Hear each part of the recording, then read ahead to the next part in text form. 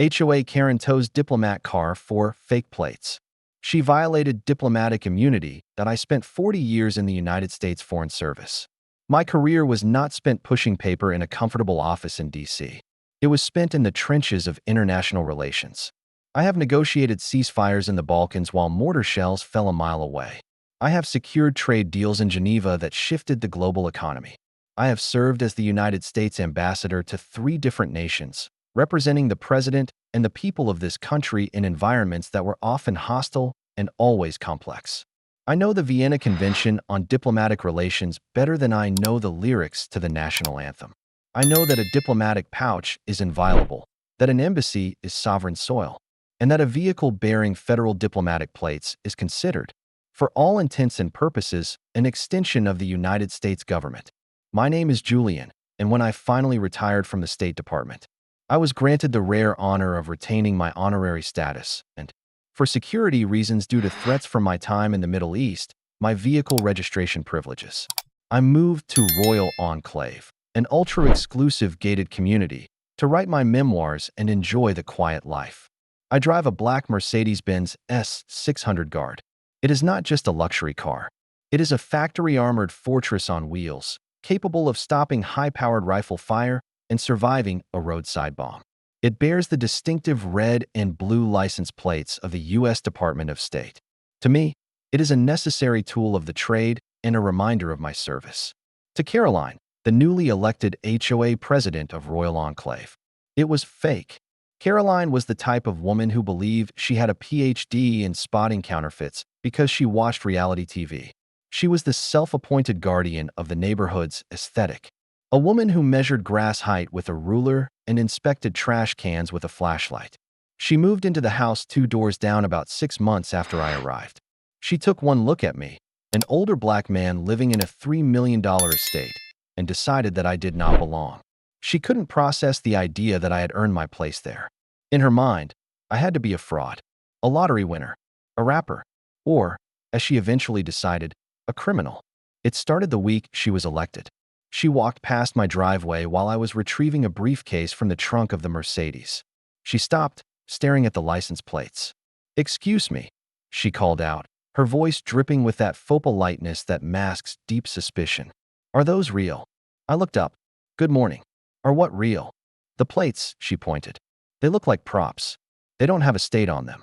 It just says Diplomat." "That's not a legal registration." "It is a federal registration, ma'am," I said politely. "Issued by the Department of State, Office of Foreign Missions," she scoffed. "Right. And I'm the Queen of England. You know, having fake plates to avoid paying taxes is a crime. We don't want that kind of element in Royal Enclave." "Element?" I asked, raising an eyebrow. "Caroline, I assure you, everything is in order." She stormed off, muttering about scammers. The harassment began in earnest the next day. I found a bright orange sticky note plastered to the driver's side window of my armored car. Violation, unregistered/illegal vehicle. Fine, $1,000. Please remove immediately. I peeled it off and threw it away. The car is registered federally. The HOA has no jurisdiction over it. A week later, she sent a tow warning. Final notice. Vehicle with fake novelty plates will be towed as abandoned/illegal property. She also started spreading rumors. She told the neighbors I was a sovereign citizen, one of those people who believe laws don't apply to them. She told Mrs. Higgins across the street that I was likely a drug dealer using fake plates to transport narcotics. It was insulting, it was racist, and it was relentless. She escalated by calling the local police. I was having tea on my patio when a patrol car pulled up. The officer, a young man named Deputy Miller, looked embarrassed. He walked up to the door. "Sir, I'm sorry to bother you," he said. "We got a call about a vehicle with, fake plates." I walked him to the driveway. I showed him my credentials. I showed him the registration card. Miller's eyes went wide. "Mr. Ambassador," he stammered, standing up straighter. "I apologize. We didn't know. Thank you for your service." He left, and I saw Caroline peeking through her curtains, furious that I wasn't being hauled away in cuffs. That was the breaking point for her. She couldn't stand that I was untouchable. She decided that if the police wouldn't enforce her will, she would do it herself. On a Friday evening, I was preparing to attend a gala at the governor's mansion. I was the keynote speaker. I was dressed in my tuxedo, wearing the Medal of Freedom around my neck. I walked out the front door to my driveway. My heart stopped. A massive flatbed tow truck was backed up to the nose of my Mercedes. Caroline was standing there, wearing a tracksuit, directing the driver. But worse, she was holding a large flathead screwdriver. She was jamming it into the screws of my front license plate, trying to pry it off. "Caroline!" I shouted, my voice projecting with the resonant authority of a man who has addressed the United Nations General Assembly. "Step away from the vehicle." She spun around, the screwdriver still in her hand. She looked manic. "I'm towing it," she screamed, pointing the tool at me. "These plates are fake. You bought them on eBay? You're bringing down the property values with this unregistered junk. I'm seizing it as abandoned property. That vehicle is property of the United States government," I said, walking down the steps slowly, checking the distance between us. "And those plates carry federal protections.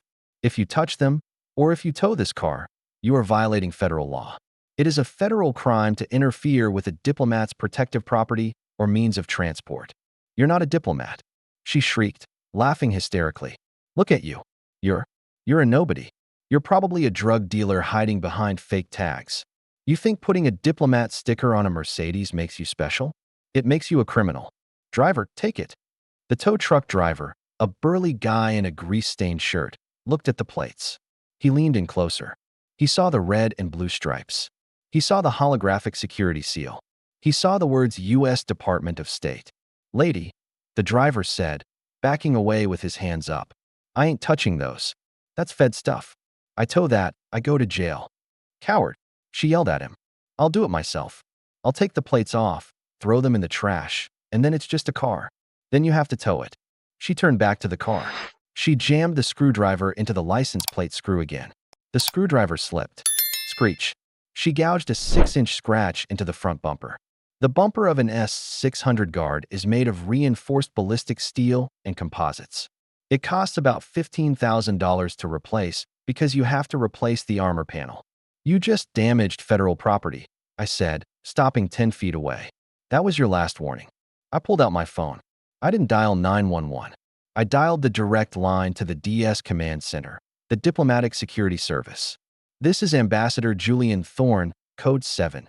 I said into the phone, my eyes locked on Caroline. "I have a hostile subject attempting to dismantle and seize a protected vehicle at my residence. Physical damage to government property has occurred. Subject is armed with a screwdriver. Requesting immediate DS assistance." Caroline laughed. "Who are you calling? The imaginary embassy? Code 7. You watch too many movies. You're pathetic." She went back to prying at the plate. I waited. In the world of diplomatic security, response times are measured in seconds, not minutes. Because of my status and the threat assessment on my file, there is always a DS detail within a 3-mile radius of my location. Caroline managed to get one screw loose when the street exploded with activity. It wasn't the local cops. It was the heavy hitters.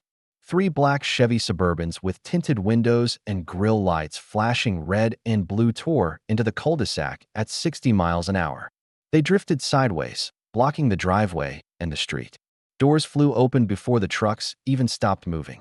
6 agents in suits, wearing earpieces and tactical vests that said police, diplomatic security, jumped out. They had their hands on their holsters. Federal agents. "Drop the weapon. Get on the ground." The shout was deafening. Caroline froze. She dropped the screwdriver. It clattered on the driveway. She looked at the agents swarming her lawn. She looked at the flashing lights reflecting off her house. She looked at me, standing calmly in my tuxedo. What?" she stammered, her face draining of all color. I'm the HOA president. He's the criminal. He has fake plates." The lead agent, a man named Henderson who had been my detail leader in Cairo during the uprising, walked up to her. He didn't look amused. "Ma'am," Henderson said, kicking the screwdriver away. "You are vandalizing a vehicle registered to the United States Department of State. You are attempting to interfere with the movement of a protected person. And you are in possession of a weapon while threatening a diplomat." "Protected," she wailed, tears starting to stream down her face. "He's just a neighbor. He's lying." "He is an ambassador," Henderson said, his voice as cold as liquid nitrogen. "And you are under arrest." "For what?" she screamed as 2 agents grabbed her arms. For destruction of government property, Henderson listed off attempted grand larceny, assault on a federally protected person, in violation of the Act for the Protection of Foreign Officials and Official Guests. You have the right to remain silent. They cuffed her. She wasn't put in the back of a police cruiser. She was put in the back of one of the Suburbans. The State Department takes the security of its assets very seriously, and they process threats through the federal magistrate. The tow truck driver was interviewed and released. He was smart enough to not touch the car. I walked over to the car and inspected the scratch. Henderson shook his head. Sorry about the paint, Mr. Ambassador. We'll get it to the motor pool tomorrow for repairs. Thank you, Henderson, I said. I assume you have this handled? Yes, sir. She's going downtown. Federal lockup. Caroline was charged federally.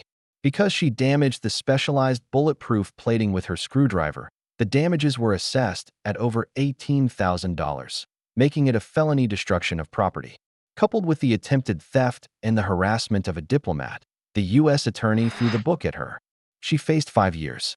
She pleaded guilty to avoid a trial that would have humiliated her family and exposed her racism to a jury. She served 1 year and 1 day in federal prison, followed by 3 years of supervised release. She is now a convicted felon. She can't vote, she can't own a gun, and she certainly can't be an HOA president.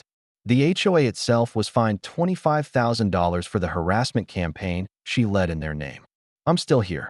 I still drive the Mercedes. The scratch is fixed. And every time I drive past the house where Caroline used to live, I see the new neighbors. They don't ask about my plates. In fact, on the 4th of July, they saluted. Caroline tried to start a war with a diplomat, but she ended up surrendering her freedom. I have a question for you guys. Do you think 1 year in prison was enough for damaging a government vehicle and harassing an ambassador, or should the sentence have been longer? Let me know in the comments below. If you loved seeing this Karen get revoked, smash that like button and subscribe.